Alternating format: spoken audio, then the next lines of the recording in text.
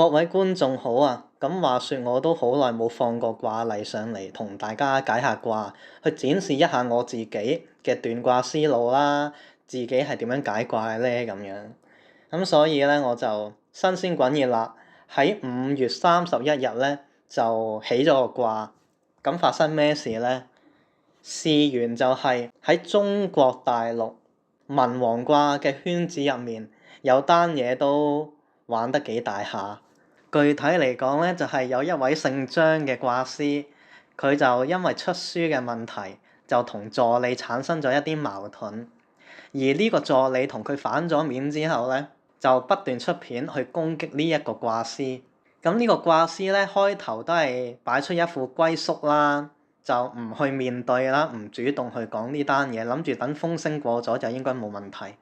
正正因為佢呢個舉動，而導致越嚟越多自稱係佢客戶嘅人，包括曾經向佢問過六爻卦啦，曾經向佢問過八字啦嘅客人啦，就走出嚟話佢係冇樣嘢準嘅，佢連50%中嘅機率都冇。咁我就產生咗興趣啦，於是就起咗個卦去占一占呢位張 X 佢嘅為人同埋六爻嘅造詣到底係點嘅咧咁樣。於是喺2025年5月31日得出天火同人，變風天小畜。咁由於呢個卦咧係靜靜雞起卦，窺探其他人啦，咁所以占陌生人對方不知情嘅情況底下咧，我哋係可以用應爻嚟代表對方嘅。當然，亦可以根據對方喺社會上面嘅身份嚟到去取用神。咁玄學術數、和尚道士呢一類咧，我哋可以用玄武孫嚟到去定位。今次呢個卦咧就非常之形象化啦，因為佢應爻正正就係細身，即係成個卦我哋嘅着眼點。咁所以就可以用應爻嚟到去表示對方佢嘅為人。而玄武孫又真係喺個卦入面喎，咁所以我哋又可以用玄武孫嚟到去睇下佢喺文王卦方面佢嘅造詣有幾高啦。喺為人方面咧，戌土臨螣蛇，咁我過去我嘅教學都有講過，螣蛇去表示人嘅性格嘅話咧，絕對係城府深，內在情感同埋思維方面都會比較複雜、反覆無常嘅。而今次咧，我哋睇埋神煞咯喎，神煞佢係謀星，咁呢個螣蛇加上謀星嘅組合，絕對係設局嘅高手。我最驚就係遇到呢類人啦。如果我哋再極端啲嚟到講咧，呢種人係得唔到想要嘅嘢就摧毀佢，唔可以俾其他人得益，唔可以同呢個人對着幹，唔可以同佢持相反意見。合作嘅話，絕對係與虎謀皮。但係當同佢有共同敵人利益一致嘅話咧，佢就會變成一個好可靠嘅拍檔。如果成為敵人，就真係非常之恐怖嘅。其實我起完呢個卦，我見到佢咁樣，我都有啲擔心，到底出唔出呢條片好？喺能力方面咧，丑土就位於日衰，化人木為黑，呢個絕對唔係一個好嘅徵兆啦。咁係咪就代表佢完全冇實力咧？咁又唔一定喎，因為衰係有個前提，要有旺過佢先有得衰噶嘛。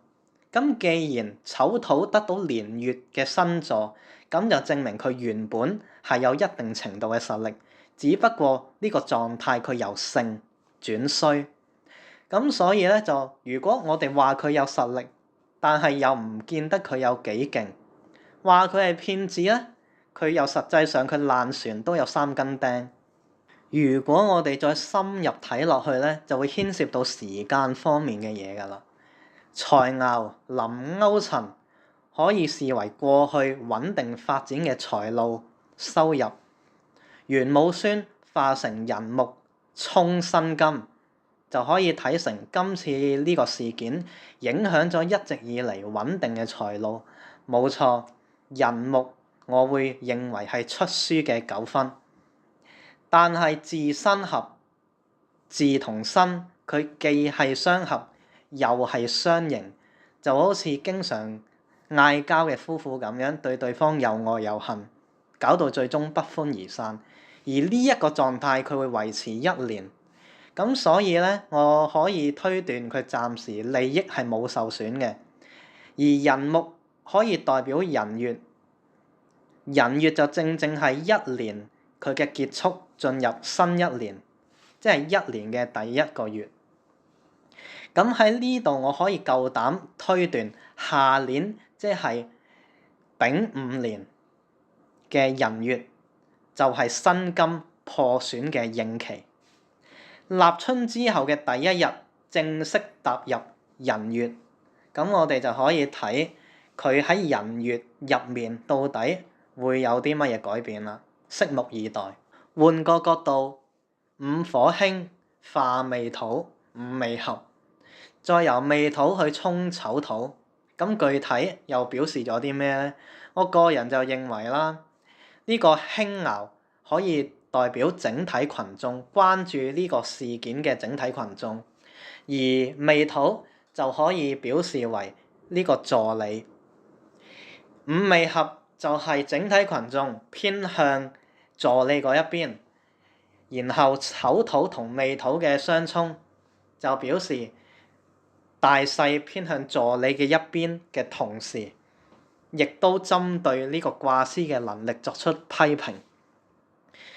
而正正因為丑未沖，未土促進咗丑土嘅動力，化成寅木去回克呢個玄武孫，同埋去破辛金財，好有文有路啦嚇，嚟將呢個卦同埋現實嘅狀況結合嚟到睇，非常之合理啦成件事。所以我哋唔難發現，寅木喺全局各個角度嚟到睇呢件事，寅木都有參與喺入面。呢個就係點解寅木會成為呢一個卦嘅卦身嘅原因。即使卦身不入卦，唔喺本卦就係不入卦啦。但係本卦有爻化成咗卦身，我哋都能夠用得到佢嘅。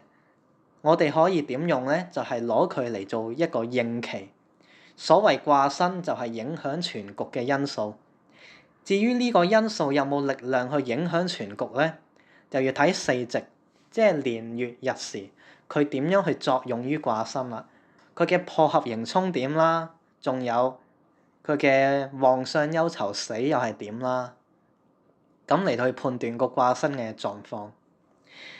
然後呢個青龍官咧，佢喺呢個爻位子丑合，自害又沖，睇嚟呢個人咧佢係有啲後台嘅。咁但係呢件事搞成咁，應該之後冇人可以補得到佢噶啦。比較重點嘅嘢我就斷咗出嚟啦。如果再有更深入想去研究嘅嘢，就留翻俾大家思考啦。我都唔講咁多啦，我真係怕講完之後我又多咗一個仇家，又唔係幾好啊。我係客觀咁去判斷呢個卦咋嚇，我唔係諗住針對佢嘅為人啊。好啦，今次就去到呢度啦，多謝各位。如果鍾意我呢條片，請按 like、訂閱、轉發、分享，歡迎喺下面留 comment 討論。